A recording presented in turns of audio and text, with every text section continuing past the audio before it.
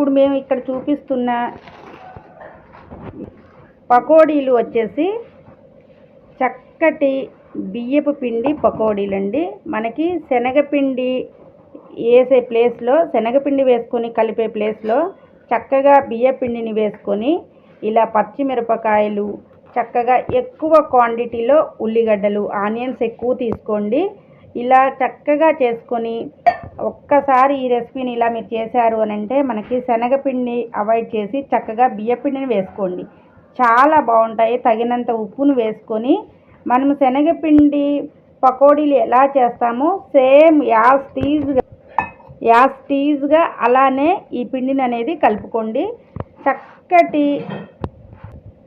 పకోడీలు చాలా స్పీడ్గా మనకి ఈ రెసిపీ అయితే తయారవుతుంది. స్నాక్స్ టైంలో అంటే మనకి ఈవినింగ్ స్నాక్స్ తినాలి అని అనిపించినప్పుడు మనకి పంటి కింద కరకరలాడేటట్టు, అలాగనే మనకి శనగపిండి తింటే అందరికీ ఇప్పుడు ఎక్కువ పడట్లేదు కాబట్టి చక్కగా శనగపిండి బదులుగా బియ్యపిండిని వాడి ఇలా మీరు ఒక్కసారి ఇవి ప్రిపేర్ చేసుకోండి. ఎంత బాగుంటాయో ఈ రెసిపీ వచ్చేసి చాలా అన్నమాట. తక్కువ టైంలో అవుతుంది.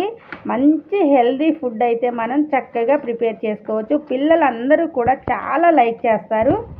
దీనికి ఇంకా మరీ ముఖ్యంగా చెప్పుకోవాలంటే ఆయిల్ అనేది అసలు ఎక్కువ పీల్చదండి. అది అసలు విషయము. ఈ విషయాన్ని చెప్దామని చెప్పి ఈ రెసిపీ చేస్తున్న పద్ధతి మీకు చూపించాలని చెప్పి నేనైతే ఇలా చూపిస్తున్నాను. చక్కటి రెసిపీని మా వీడియోస్లో మీకు పరిచయం చేయబోతున్నాను. బియ్యపిండి పకోడీలు. దీని పేరు వచ్చేసి బియ్యపిండితో పకోడీలు అనమాట. చాలా బాగుంటాయి.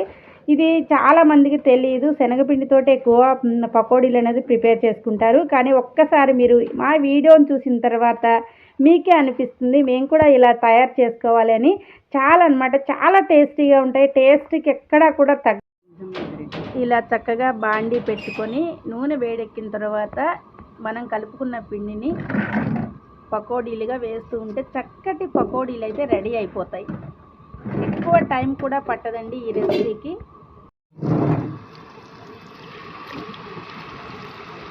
అదిరిపోయే పకోడీలు అయితే రెడీ అవుతున్నాయి.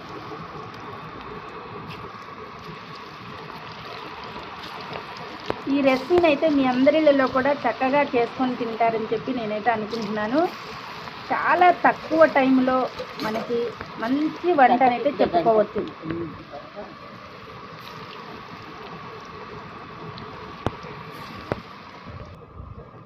ఆహా ఏమి రుచి అనరామై మరిచి రోజు తిన్న మరి మోసే తీరనిది, ఇంకా చెప్పాలా బియ్యపు పిండి పకోడీ ఏనండి.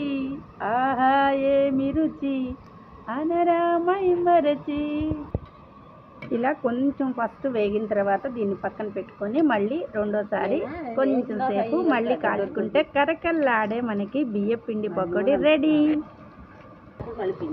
రెండోసారి మళ్ళీ వేగుతున్న పకోడీలు. ఈ కలర్ వచ్చిన తర్వాత మనం వీటిని షిఫ్ట్ చేసుకోవాలి, ప్లేట్లోకి షిఫ్ట్ చేసుకోవడమే. అలా మనం కలిపి ఉన్న పిండిని మొత్తం కూడా 2-3-4 బ్రాంచెస్గా అట్లా ఒక్కొక్కసారి అట్లా వేసుకోవడం అండి. చక్కటి పకోడీలు అయితే మన ఇంట్లో అయితే రెడీ అన్నమాట. టైం కూడా ఎక్కువ వివాహ భోజనంబు వింతైన వంటకంబు వియాల వారి విందు ఓహోహో నాకే ముందు ఆహా ఆహా ఆహా ఓహో ఓహో ఓహోహో.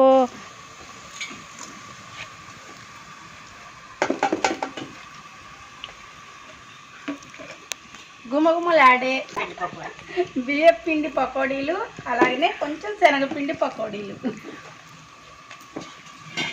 కరకరలాడుతున్నా. చిటికలో తయారైన బియ్యపిండి పకోడీలండి. నేనైతే టేస్ట్ చేసి చెప్తాను ఎలా ఉన్నాయో. ఆహా వేడిగా అయితే ఉన్నాయి.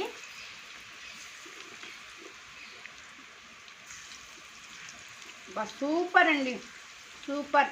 చాలా టేస్టీగా ఉన్నాయి. పంటి కింద అయితే భలే తెలుస్తుందండి ఆ ఫ్లేవర్ అనేది. కానీ బియ్యపిండి మాత్రం చాలా హెల్త్కి మంచిది. చక్కటి రెసిపీ అయితే ఈరోజు తయారు చేసుకున్నాము. మీరు కూడా ఈ వీడియో చూసిన తర్వాత చేసుకుంటారని చెప్పి కోరుకుంటున్నాను. Thank you.